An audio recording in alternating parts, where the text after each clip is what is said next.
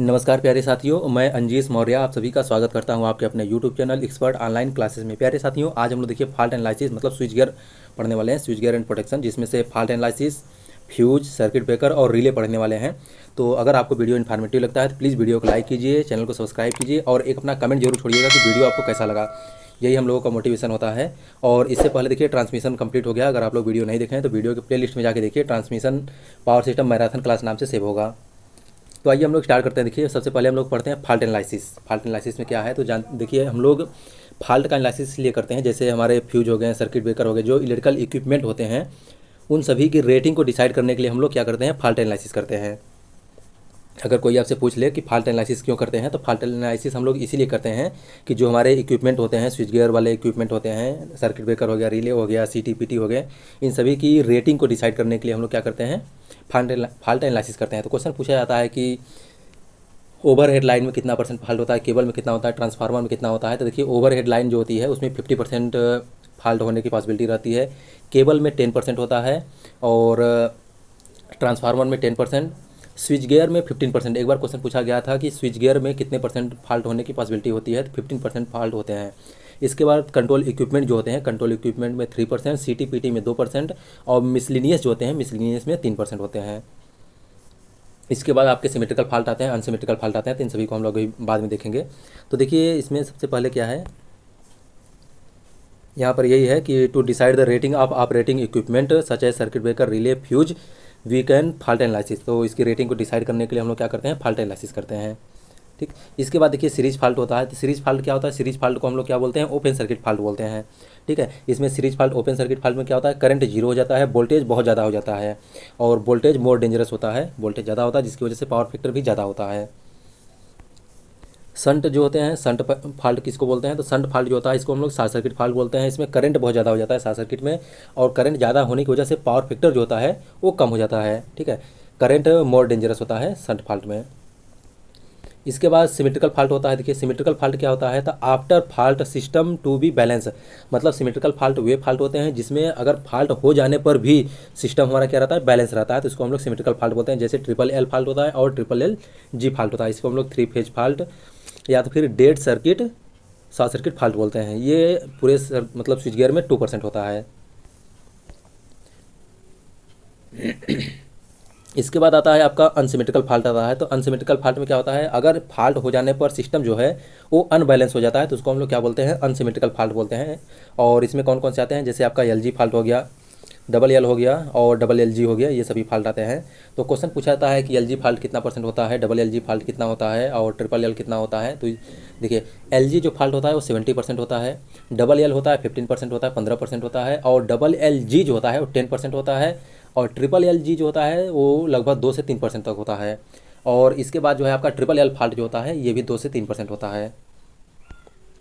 ठीक, तो क्वेश्चन पूछा जाता है, देखिए मोस्ट प्रोबेबल फॉल्ट कौन सा होता है, तो एल जी फॉल्ट सबसे ज़्यादा फॉल्ट होने की पॉसिबिलिटी किसकी रहती है, एल जी फॉल्ट की होती है। लिस्ट प्रोबेबल फॉल्ट मतलब सबसे कम फॉल्ट होने की पॉसिबिलिटी किसकी रहती है, थ्री फेज फॉल्ट की रहती है।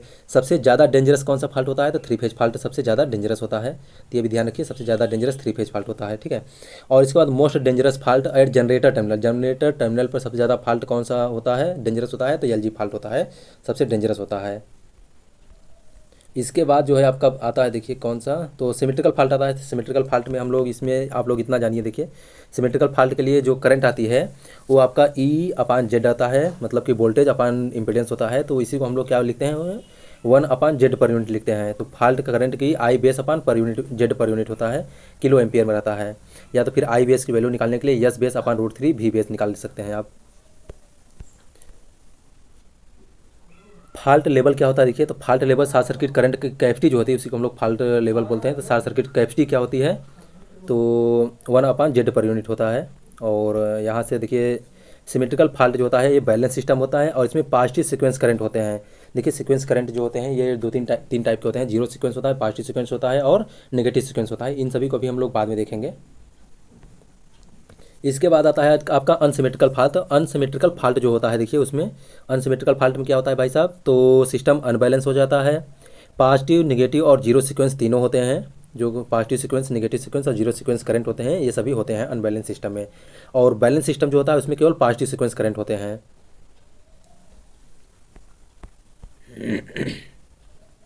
और क्या है देखिए, जो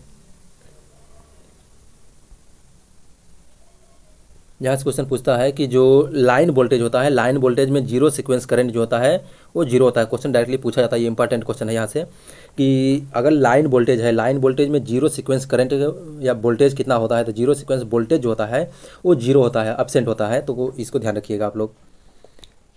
इसके बाद देखिए कनेक्शन होता है, तो इसमें क्या है कि स्टार ग्राउंडेड है, स्टार ग्राउंडेड कनेक्शन के लिए जो होता है जीरो सीक्वेंस करंट, ये आई नॉट लिखा है तो इसका मतलब जीरो सीक्वेंस करंट होता है। तो इसकी वैल्यू कितनी होती है, तो फॉल्ट करंट का 1/√3 गुना होता है। ठीक है, ये फॉल्ट करंट बाई 3 होता है। तो यहाँ से इसको ध्यान रखिएगा कि अगर स्टार ग्राउंडेड है तो उसमें fault current zero sequence current होता है, वो कितना होता है, न्यूट्रल करंट का 1/3 होता है, या तो फिर फॉल्ट करंट का 1/3 होता है। इसके बाद स्टार कनेक्टेड अगर ग्राउंडेड नहीं है तो उस समय जो जीरो सीक्वेंस करंट होती है वो जीरो होता है। तो क्वेश्चन यहाँ से पूछ सकता है देखिए कि जो स्टार अगर ग्राउंडिंग नहीं किया गया है उस कनेक्शन में जो जीरो सीक्वेंस करंट होता है वो कितना होता है, तो जीरो होता है। और डबल एल फॉल्ट जो होता है, डबल एल फॉल्ट में भी जीरो सीक्वेंस करंट जो है वो जीरो होता है। क्यों? क्योंकि उसमें ग्राउंडिंग जो होता है एब्सेंट रहता है।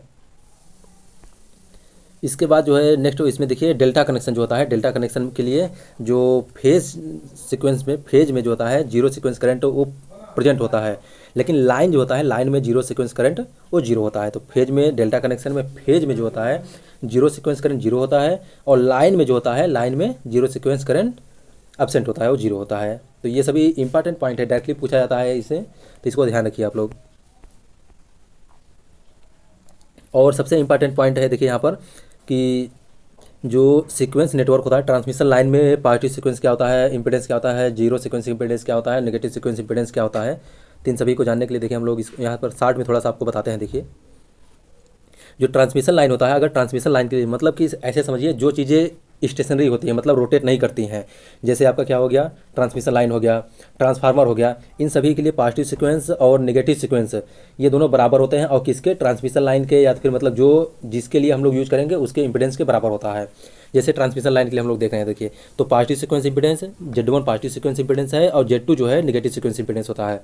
तो पॉजिटिव सीक्वेंस इंपेडेंस और नेगेटिव सीक्वेंस इंपेडेंस दोनों बराबर होते हैं, और किसके बराबर होते हैं, ट्रांसमिशन लाइन के इंपेडेंस के बराबर होते हैं। और जीरो सीक्वेंस इंपेडेंस जो होता है वो क्या होता है, वेरिएबल होता है। अगर वैल्यू नहीं दिया है तो पॉजिटिव सीक्वेंस इंपेडेंस के बराबर हम लोग ले लेते हैं। ठीक है, इसको ध्यान रखिए। अगर positive sequence impedance transmission line के लिए, positive sequence impedance, negative sequence impedance ये ट्रांसमिशन लाइन के इंपेडेंस के बराबर होता है, और जीरो सीक्वेंस इंपेडेंस वेरिएबल होता है। अगर वैल्यू नहीं दिया है तो ठीक है, नहीं दिया है तो हम लोग क्या करते हैं, पॉजिटिव सीक्वेंस इंपेडेंस के बराबर ले लेते हैं। ऐसे ही आपका सिंक्रोनस जनरेटर होता है, तो सिंक्रोनस जनरेटर जो है, सिंक्रोनस जनरेटर देखिए रोटेटिंग वाला पार्ट है, तो इसलिए क्या होगा कि इसमें पॉजिटिव सीक्वेंस सबसे ज़्यादा होता है, उसके बाद नेगेटिव सीक्वेंस होता है, तब जीरो सीक्वेंस सबसे कम होता है। और पॉजिटिव सीक्वेंस जो होता है, देखिए पॉजिटिव सीक्वेंस जो होता है वो सीक्वेंस अब जनरेटर के बराबर होता है, मतलब जो जनरेटर होता है सीक्वेंस इंपेडेंस जनरेटर के इंपेडेंस के बराबर होता है, और जीरो सीक्वेंस इंपेडेंस जो होता है वो वेरिएबल होता है। अगर आप नहीं दिया है तो उसको क्या करते हैं, पॉजिटिव सीक्वेंस इंपेडेंस के बराबर लेते हैं। लेकिन और जैसे ट्रांसमिशन लाइन था, ट्रांसफार्मर है, तो उसमें positive sequence impedance, negative sequence impedance ये दोनों किसके, ट्रांसमिशन लाइन या ट्रांसफार्मर के इंपेडेंस के सीक्वेंस इंपेडेंस के बराबर होते थे। ठीक है, यहाँ पर क्या है, ये डिफरेंस है। पॉजिटिव सीक्वेंस जो होता है वो आपके जनरेटर के सीक्वेंस इंपेडेंस के बराबर होता है। इसके बाद आपका आता है जैसे ट्रांसफार्मर आता है, तो ट्रांसफार्मर के लिए देख लीजिए थोड़ा सा।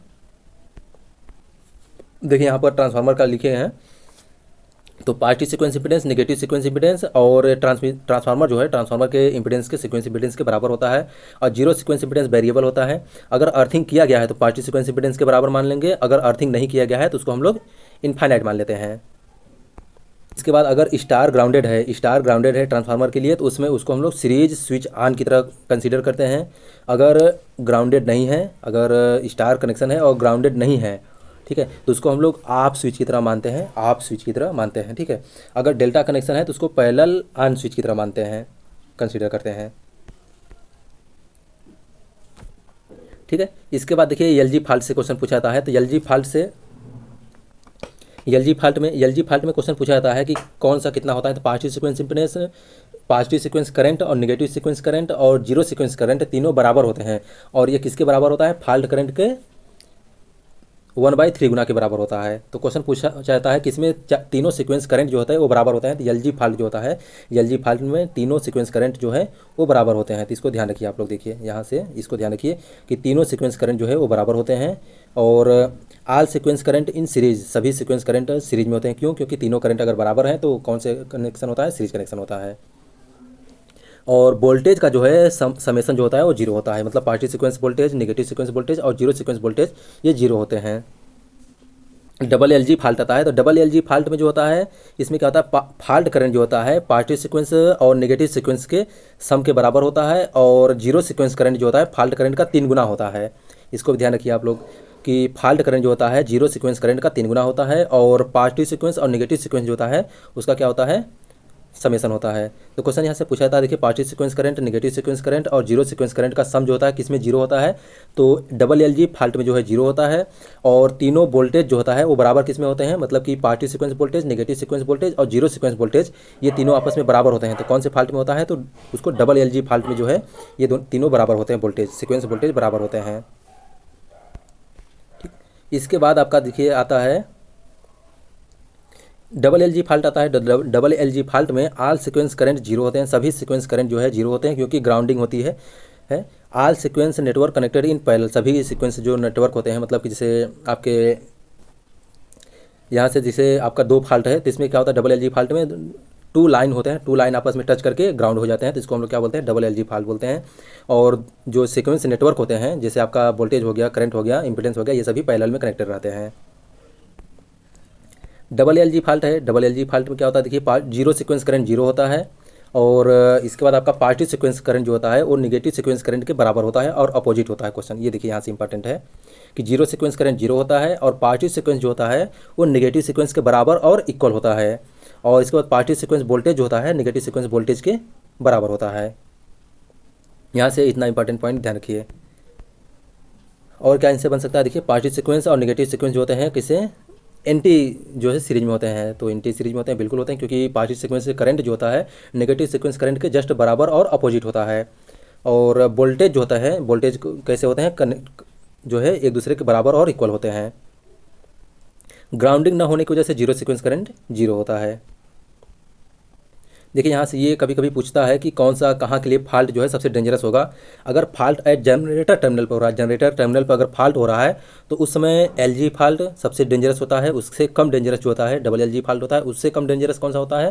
ट्रिपल एल होता है। और सबसे कम डेंजरस फॉल्ट कौन सा होता है? डबल एल होता है। तो सबसे अगर जनरेटर टर्मिनल पर अगर फॉल्ट होता है तो सबसे डेंजरस कौन सा होता है? एलजी फॉल्ट होता है। अगर ट्रांसमिशन लाइन जो होती है, ट्रांसमिशन लाइन पे सबसे ज़्यादा डेंजरस कौन सा होता है? ट्रिपल एल जो फॉल्ट होता है सबसे मोर डेंजरस होता है। और उससे कम डेंजरस कौन सा होता है? डबल एल जी होता है। और उससे कम डबल एल होता है। और सबसे कम डेंजरस जो होता है कौन सा होता है? डबल एल जी फॉल्ट होता है। तो फॉल्ट एनालिसिस से इतना क्वेश्चन पूछा जाता है। और देखिए थोड़ा सा इसको, यहाँ से कुछ इंपॉर्टेंट पॉइंट है, इसको देख लीजिए। जैसे जीरो सीक्वेंस अर्थ में फॉल्ट में, जीरो सीक्वेंस जो होते हैं अर्थ फॉल्ट में क्या होते हैं? पाए जाते हैं। और रोटेटिंग मशीन जैसे होते हैं, आपका रोटेटिंग मशीन जैसे आपका ट्रांसफार्मर नहीं, सिंक्रोनस मोटर हो गया, इंडक्शन मोटर हो गया, जनरेटर हो गया, अल्टरनेटर हो गया। तो इन सभी में जो है रोटेटिंग मशीन जो होते हैं उसमें जीरो सीक्वेंस करंट जो होते हैं, इंपीडेंस जो होते हैं वो पाए जाते हैं। बैलेंस सिस्टम में केवल पॉजिटिव सीक्वेंस इंपीडेंस होता है। और सॉलिड जो अर्थिंग होती है, सॉलिड अर्थिंग करने से स्टेबिलिटी जो है वो बढ़ती है। तो ठीक है, देखिए हम लोग यहाँ पर स्विच गियर एंड प्रोटेक्शन में मतलब फॉल्ट एनालिसिस पढ़े हैं। और आइए इसके बाद हम लोग क्या पढ़ते हैं। ओके, बाकी आपको वीडियो कैसा लगा आप लोग कमेंट करके जरूर बताइए। Thank you so much for watching my video.